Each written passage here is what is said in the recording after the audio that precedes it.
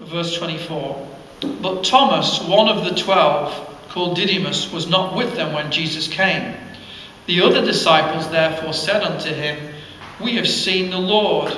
But he said unto them, Except I shall see in his hands the print of the nails, and put my finger into the print of the nails, and thrust my hand into his side, I will not believe. So he straight away believes it's a physical resurrection, doesn't he? He's saying, let me see his body then. If he's resurrected, this is the concept that they had, that Hebrews had, is if he's been resurrected, it's got to be his body. It's got to be the Jesus that I know, not some kind of ghost moving around the place like some spirit or something.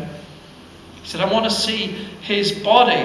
Now, this is just an interesting aside now for you. I never noticed this until a few weeks ago, but we just had did a witness at the Kingdom Hall there in Stockport. It was the memorial service, of course, and you might have got one of those little leaflets through your door, and there's a depiction of Jesus on the cross, and it's if you're familiar with Watchtower literature, you see this all the way through the literature, and of course they don't believe that he died on a cross. They say no, it's a wooden post, right, a torture stake, and it's nothing really to me. I'm not that bothered about arguing about something like that. If they want to believe that, fine. But what's interesting to me is the depiction on the Watchtower literature of Jesus in this kind of position, and there is a single nail going through his hands. And again, you see that image repeated all through Watchtower literature. But if you come to verse 25 here, Thomas says, Except I shall see in his hands the print of the nails, plural. Now, if you look at the Watchtower literature, that's one nail, isn't it?